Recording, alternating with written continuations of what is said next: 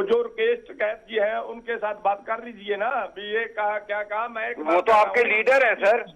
हम ये बात सुनिए, लीडर हैं, हम ये कहते हैं कि भाई वो तो बोलते हैं कि मैं सारा कुछ करता हूँ संयुक्त किसान मोर्चा का। बात सुनने की हिम्मत रखिए। हमारा मेन मुद्दा जो है कानून रद्द कराने, एमएसपी पर गारंटी लेना, समझे, हमारा ये मेन मुद्दा है। वो आम बातें हैं, वो जुड़ जाती है इसके साथ, देश के साथ वो जुड़ जाती है, लेकिन मेन मुद्दा हमारा जो है वो यही है कि 3 कानून वापस हो, एमएसपी पर गारंटी हो। अच्छा सर जी सुनिए, मैं आपसे एक सिर्फ बात बोलता हूँ, ठीक है, उसको समझने की कोशिश करिएगा।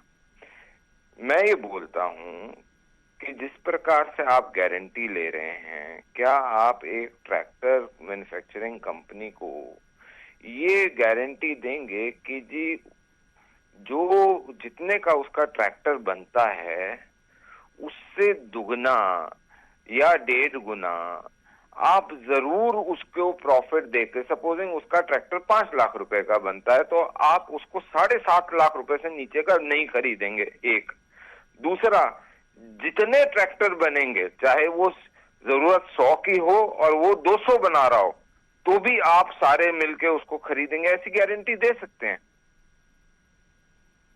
मेरे से बूटा सिंह जी सवाल ਮੈਨੂੰ ਲੱਗਦਾ ਐਮਐਸਪੀ ਦੇ ਉੱਤੇ ਕਰ ਰਹੇ ਨੇ। ਐਮਐਸਪੀ ਤੇ ਰਮਨ ਮਲਿਕ ਜੀ ਜਿਹੜੀ ਤੁਸੀਂ ਗੱਲ ਕਰ ਰਹੇ ਹੋ ਕਿ ਉਸ ਤੋਂ ਦੁੱਗਣੀ ਕੀਮਤ, ਉਹ ਮੈਨੂੰ ਲੱਗਦਾ ਬੂਟਾ ਸਿੰਘ ਜੀ ਜ਼ਿਆਦਾ ਵਧੀਆ ਜਵਾਬ ਦੇ ਸਕਦੇ ਨੇ ਕਿ ਉਹ ਦੁੱਗਣੀ ਕੀਮਤ ਦੀ ਗੱਲ देवड़ी कर दो, दुगनी नहीं करो, देवड़ी कर दो। मैं तो देव बोल रहा हूँ कि 5 लाख रुपए का ट्रैक्टर बन, मेरी बात सुनिए, 5 लाख का ट्रैक्टर बना, 7.5 का ट्रैक्टर मिनिमम उसको खरीदा जाए, और वो भी चाहे जरूरत 100 की हो और 200 ट्रैक्टर बन रहे हो, वो सारे के सारे ट्रैक्टर खरीदे जाए।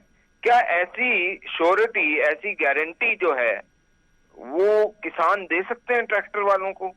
ਰਮਨ ਮਲਿਕ ਜੀ, ਮੈਂ ਉਹੀ ਗੱਲ ਕਰ ਰਹੀ ਹਾਂ ਕਿ ਐਮਐਸਪੀ ਮਿਨੀਮਮ ਸਪੋਰਟ ਪ੍ਰਾਈਸ ਹੈ, ਮੈਕਸਿਮਮ ਸਪੋਰਟ ਪ੍ਰਾਈਸ ਨਹੀਂ। ਉਹ ਸਰਕਾਰ ਦੇ ਵੱਲੋਂ ਹੀ ਤੈਅ ਕੀਤੀ ਗਈ ਹੈ ਕਿ ਇਹ ਮਿਨੀਮਮ ਸਪੋਰਟ ਪ੍ਰਾਈਸ ਹੈ ਜਿਹੜਾ ਅਸੀਂ ਕਿਸਾਨਾਂ ਨੂੰ ਦਵਾਂਗੇ ਤਾਂ ਕਿ ਉਹਨਾਂ ਦਾ ਜਿਹੜੀ ਫਸਲ ਹੈ ਜਾਂ ਜਿਹੜੀ ਫਸਲ ਦੀ ਪੈਦਾਵਾਰ ਹੁੰਦੀ ਹੈ ਉਹ ਨਾ ਡੁੱਬੇ। ਤੁਸੀਂ ਰਮਨ ਮਲਿਕ ਜੀ ਕਹਿ ਰਹੇ ਹੋ ਕਿ ਖਰਚਾ 5 ਲੱਖ ਹੈ, ਉਹਦੀ ਕੀਮਤ 7 ਲੱਖ, ਤੁਸੀਂ ਦੂਸਰੇ ਪਾਸੇ ਗੱਲ ਕਰ ਰਹੇ ਹੋ। मलिक साहब बात सुनिए, जो कंपनी वाला ट्रैक्टर तैयार करता है या और कोई चीज तैयार करता है, वो अपनी जो चीज तैयार करता है, चाहे ट्रैक्टर हो, मोटरसाइकिल हो, कुछ भी हो, वो उसकी कीमत आप तय करता है। एक तो केवल दुनिया में एक किसान ही है जिसकी कीमत, सर यही तो कानून कह रहे हैं, बात सुनिए, यही तो कानून कह रहे हैं कि अपनी कीमत खुद तय करो। नहीं, कौन कहता है? बिल्कुल कानून ये कहता है। बात सुनिए मेरी, मलिक साहब बात सुनिए। मोदी साहब बहुत लंबी बातें करके कह रहे हैं अब जहां मर्जी अपना फसल बेचे जा सकता है। कौन ले जाने देता है इधर उधर फसल किसी को? और कौन छोटा किसान कहाँ ले जाएगा इधर उधर ले जाने की किसी की हैसियत है? बिल्कुल उसका भी जवाब दे देता हूँ, कहीं नहीं साहब उसका भी जवाब देता हूँ। एग्रीकल्चर नीति बनाओ। मैं बता रहा हूँ ना सर, मैं आपका जवाब देने को तैयार हूँ, आप सुनो तो सही। हाँ बताइए। देखो, सबसे पहली बात, ये जो आप बात बोल रहे हो, मैंने आपको सिर्फ इतना सा वापस भेजा कि जी जितना भी वो प्रोड्यूस करे ट्रैक्टर, उतना सारा खरीदा जाए किसानों के द्वारा। ऐसा नहीं दे सकते ना आप उनको कि जी जितनी भी, चाहे आपको जरूरत हो या नहीं। 1 मिनट सर, अब ध्यान से सुनना बात, जितनी जरूरत हो या ना हो आप सारे खरीदेंगे, ऐसी श्योरिटी दे सकते हो आप? एक चीज। दूसरी चीज, जो आप ये ले जाने लाने का बोल रहे हो ना सर, ये कानून तो ये कहते हैं आप कहीं भी ले जाओ और कहीं भी बेचो, और ये चीज जो है इसको करने की आवश्यकता इसलिए है कि जहां पे टमाटर सपोजिंग आपने लगाया, उसकी पैदावार बहुत अच्छी हुई, आप तो 50 रुपए में 20 किलो का बैग बेच रहे हो और मार्केट में 50 रुपए का किलो बिक रहा है, तो मेरा किसान ऐसा नुकसान क्यों उठाए? क्यों उठाए? किसान अपने जमीन, अपने आप को, अपने खून पसीने को एक करके फसल उगाता है, तो उसका फायदा कोई और क्यों उठाए? 8%, 10%, 15% कोई कमाता है, रिटेलर मंजूर है, लेकिन रिटेलर तो कमाए 200% और किसान को आए ढीली नहीं। ये क्या मतलब हुआ? उसकी लागत से नीचे चला जाए, क्यों हो जाए? ਚਲੋ ਬੂਟਾ ਸਿੰਘ ਜੀ, ਗੱਲ ਉੱਥੇ ਆਉਂਦੀ ਹੈ ਜਿਹੜੀ ਗੱਲ ਕਹਿ ਰਹੇ ਨੇ ਕਿ ਕਿਸਾਨਾਂ ਦਾ ਫਾਇਦਾ ਹੋਵੇਗਾ ਇਸ ਦੇ ਨਾਲ, ਉਹਨਾਂ ਨੂੰ ਵੱਧ ਕੀਮਤ ਮਿਲੇਗੀ, ਕਿਤੇ ਵੀ ਜਾ ਕੇ ਵੇਚ ਸਕਦੇ ਨੇ। ਜਵਾਬ ਚਾਹਾਂਗੇ ਤੁਹਾਡੇ ਤੋਂ। ਐਮਐਸਪੀ ਗਰੰਟੀ ਦੇਵੇ ਸਾਰੀਆਂ ਫਸਲਾਂ ਉੱਤੇ, बेशक जितना सरकार खरीद सकती है खरीदे, बाकी व्यापारी खरीदे, नीचे नहीं खरीदने देंगे। ये सरकार का गारंटी होगा भी जो रेट सरकार ने फिक्स कर दिया है उसके ऊपर खरीदेगा, चाहे व्यापारी ले जाए। जितना सरकार खरीद सकती है वो सरकार खरीद ले, यही तो गारंटी हम मांग रहे हैं। और वही गारंटी तो मैं आपसे पूछ रहा हूँ, ऐसे बैठकर नहीं बेच सकता है। नहीं, मैं आपसे वही गारंटी तो पूछ रहा हूँ कि अगर कोई ट्रैक्टर बनाने वाली कंपनी 100 ट्रैक्टरों की जरूरत हो, बनाए 200, तो क्या किसान के ऊपर ये कर देना चाहिए कि वो 1.5 गुना तो ऊपर होनी ही चाहिए मिनिमम सपोर्ट उसकी, और उसके अलावा जितना ट्रैक्टर बने, चाहे 100 की जगह 300 बने, खरीदना जरूर पड़ेगा। नहीं, ये जो हम गारंटी मांग रहे हैं हम गलत मांग रहे हैं, इसका मतलब है ये जो हमें सर गारंटी मांग रहे हैं ये हम गलत कह रहे हैं। फिर इसका मतलब तुम एक साइड तो किसान की हेल्प करना चाहते हो, रमन जी, बूटा सिंह जो बात कह रहे हैं वो ये कह रहे हैं कि चाहे खरीदे प्राइवेट ही, लेकिन एक मिनिमम सपोर्ट प्राइस तय हो कि इससे कम पे खरीदा नहीं जा सकता। एक तो एमएसपी है जो सरकार अनाउंस करती है, दूसरा एमएसपी वो गारंटी मान रहे हैं कि अगर प्राइवेट भी कोई खरीदता है वो भी इससे कम पे नहीं खरीद सकता। को मैं उसका एग्जाम्पल देता हूँ। बूटा सिंह जी, अभी हाल फिलहाल में राकेश टिकैत ने, गुरनाम चरूनी ने, अभिमन्यु कोहाट, योगेंद्र यादव, आपके जितने नेता सबने दुहाई मचाई, कांग्रेस वाले थे, दूसरे थे, कि जी सरसों का तेल इतना महंगा हो गया, सरसों का तेल इतना महंगा हो गया, ये हो गया। तो जब सरकार ने उसके अंदर एमएसपी दी हुई थी और रेट बढ़ गया, रेट बढ़ा, लोगों ने लिया ओपन मार्केट में और उन्होंने तेल मैन्युफैक्चरिंग बढ़ी, तेल वालों ने उसके भाव बढ़ा दिए। अब जो पूरी किसानी के अलावा बाकी जनता है और किसानी वाले हैं, उनके ऊपर जब ये महंगाई पड़ी तो उससे दर्द किसको हुआ? सरकार को हुआ या आम जनता को हुआ या किसको हुआ? ये बताइए। मैं क्यों ये बात बोल रहा हूं? क्योंकि घूम फिर के ये आपके, मेरे या वो मजदूर या कमेरा जो है उसी के ऊपर आना है, किसी कहीं और से नहीं आ रहे। तिलों में से तेल निकलता है भाई साहब। आप मेरे को ये बताओ कि जब किसान गेहूं बेचे, जैसे राकेश टिकैत बोलते हैं कि जी 1 तोले का 3 मन गेहूं होना चाहिए, तो वो उसमें 160 रुपए किलो का गेहूं बन गया। वो 160 रुपए का गेहूं जब बन के आटा आएगा वो 300 रुपए करीब पहुंचा होगा। क्या मैं, आप सारे हम 300 रुपए किलो की आटे की रोटी खा पाएंगे? बताइए जी। बूटा सिंह जी, हम तो पहले यही बात मांग करते रहे कि जो एमएसपी हम मांगी ही, ये डॉक्टर स्वामीनाथन की रिपोर्ट पर मांगी थी, ठीक है। पहले हमने यही कहा कि सूचकांक के साथ जोड़ दीजिए, जो सूचक अंक है जे कर ऊपर को मंगाई जाएगी तो किसान का भी रेट ऊपर चला जाएगा। अगर नीचे ले उसको 67 वाले, जो 67 सन थी उस टाइम पर ले आओ, जो रेट कनक का था, जो सोने का था, जो तेल का था, वहां ले आओ, नीचे ले आओ सबसे, और सबको सौखा हो जाएगा। हर को फायदा मिलेगा, गरीब को भी मिलेगा, अमीर को भी मिलेगा, सबको फायदा मिलेगा। 1 साल हो जाएगा। सन 67 में जो रेट था, सन 67 के मुताबिक हम कहते कि सूचक अंक के साथ जोड़ दो इनको। उधर आ जाओ जी। अब ये तुम तेल की बात सरसों के कर रहे हो, चलो अब आपकी बात का ही, इस बात का भी जवाब देता हूँ। एक सरसों के तेल की बात छोड़िए, डीजल और पेट्रोल की बात लीजिए। जब मनमोहन सिंह प्रधानमंत्री, हम किसी की सपोर्ट नहीं करते हैं, लेकिन एग्जाम्पल देते हैं, उस टाइम तुम्हारे सारे आगू कपड़े उतार कर उछल उछल कर बोल रहे थे कि इतना महंगाई हो गया, इतना महंगाई हो गया, कहाँ पेट्रोल चला गया, कहाँ डीजल चला गया, अब कहाँ सो गए तुम?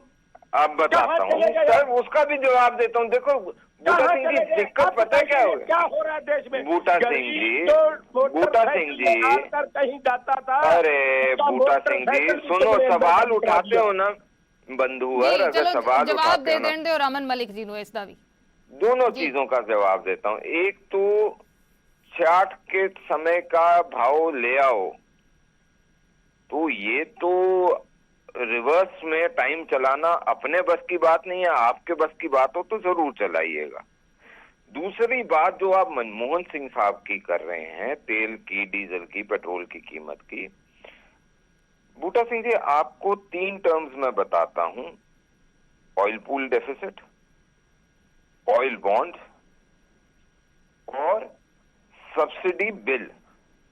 आपको इन तीनों का मतलब पता है और ये पता है कि ये जो subsidy bill, oil pool deficit, oil bond जो भारत सरकार ने मनमोहन सिंह जी के कार्यकाल में दिए थे, वो इतने सालों से भरपाई आप मैं जो चीजें खरीदते हैं डायरेक्ट इनडायरेक्ट टैक्सेस पे, उसके जो पैसे हैं उसमें जाते हैं। और अभी भी लगभग 1,26,000 करोड़ की देनदारी तो सिर्फ ऑयल बॉन्ड्स की बाकी है। आप मेरे को ये बताओ कि मैं आज तो आपको बोल दूं कि बूटा सिंह जी मैं आपको रुपए की चीज 98 में दे रहा हूं, लेकिन साथ में जो आपका सांझे का पैसा हो उसमें 98 के ऊपर ब्याज लगा लगा के अगले 10 साल तक आपसे निकालता रहूं। आपको या आपके घर वालों को क्या मैं किसी तरीके का अच्छा काम कर रहा हूं उनके लिए? मैं उन्हें बर्बाद करने का काम कर रहा हूं। अगर आज ये चीजें ना हो तो बहुत सारी चीजें सुधर जाएं। दूसरी चीज आपको एक और चीज बता दूं, 14वें वित्त आयोग के बाद 42% केंद्र सरकार जो भी पैसा इकट्ठा करती है डायरेक्ट इनडायरेक्ट टैक्सेस का, वो 42% चले जाता है वापिस प्रदेश की सरकारों को।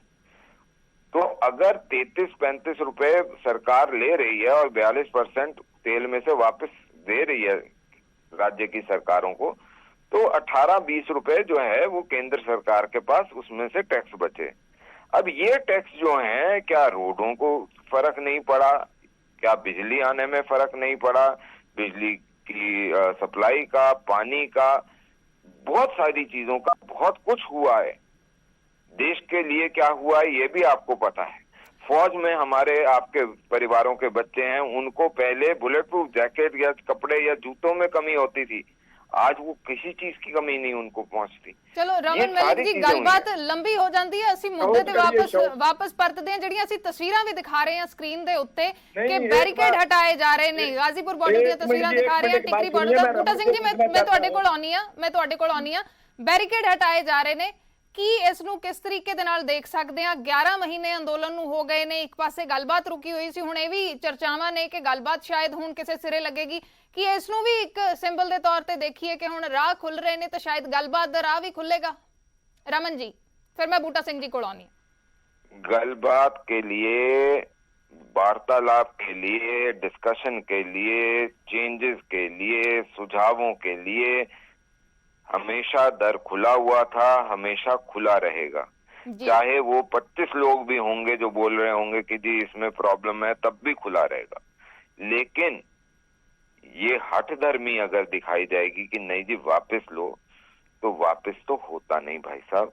जो करना है वो कर लो। जी बूटा सिंह जी थोड़ा रिएक्शन चाहेंगे जी। देखो पहली तो बात मैं ये कहनी चाहता हूँ, जो मलिक जी पहले कह रहे थे कि तेल ऐसे हो गया वैसे हो गया, मैं कहता हूँ जो पहले इसने बात किया, जो मनमोहन सिंह के टाइम में ये बात करते रहे कि तेल महंगाई हो गया, इनका मतलब उस टाइम ये झूठ बोलते रहे हैं कि आप झूठ बोलते हैं।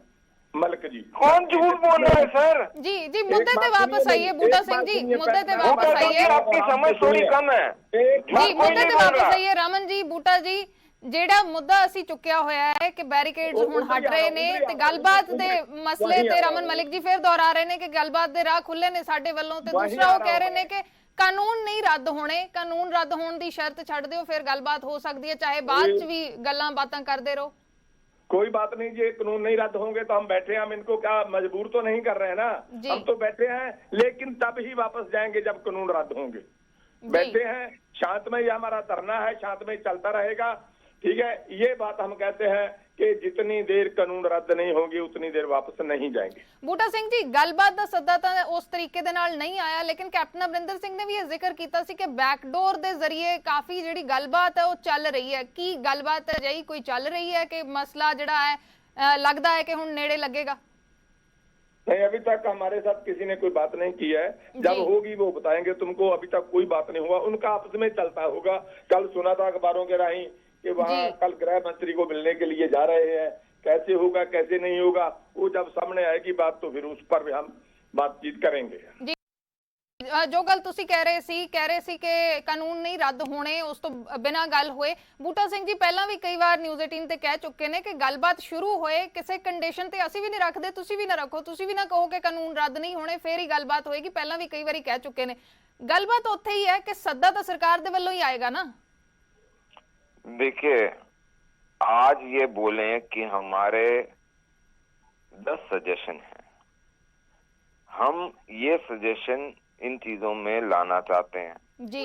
ये वर्केबिलिटी जो कानून बनने के बाद एक प्रोसीजरल कोड होता है कि वो कानून किस प्रकार चलेगा जी, उसमें ये चाहते हैं। बिल्कुल सरकार बैठ के बात करेगी, क्यों नहीं करेगी? इनकी अपनी सरकार है, भारतीयों की सरकार है, कोई विदेशी सरकार थोड़ी है जी। लेकिन ये कहना कि नहीं जी ये तो रद्द होंगे, वो क्या हो गया? एक चीज। दूसरी चीज जो सबसे इम्पोर्टेंट है और जिसको आपको समझना चाहिए और इनको भी समझना चाहिए कि सुप्रीम कोर्ट ने, माननीय सुप्रीम कोर्ट ने 1.5 साल के लिए तो टाल ही दिए हैं कानून जी। तो जब 1.5 साल के लिए वो चीज हो नहीं सकती तो इसके ऊपर बवाल क्यों? तीसरी चीज, आप आज इन कानूनों को लगने दीजिए जी। इसमें क्या तकलीफें आती हैं उनको एक बारी समझिए, देखिए। हो सकता है आप गलत हो सकता है हम गलत हो सकता है हम गलत हों। तो फिर 2 रास्ते होते हैं कि या तो जनता ये बोलती है आपने गलत डिसीजन करा और आपको उखाड़ के फेंक देती है, और या दूसरा रास्ता ये होता है कि जनता मार्गदर्शन करती है कि जी इसको ऐसे नहीं ऐसे करो, व्यवहारिक चीज में ये दिक्कत आई है इसलिए ये गलत हो रहा है। हो सकता है उसमें आपका फायदा ही हो। बूटा सिंह जी गल उत्थे ही आ गई जिहड़ी वार-वार पहला भी कही जा चुकी है कि एक बारी लागू हो लैण दिओ, जे गलत लगेगा फिर देख लवांगे। बात से कौन देखता मैडम? मैं तो एक बात करता हूँ, जो ये कहते हैं ना जब कि कानून रद्द नहीं होंगे, यही बल्दी पर तेल पाते हैं। समझे बात? ये इतनी देर आंदोलन चलते होगा, हम कहते हैं कि बात चलनी चाहिए। क्या होगा?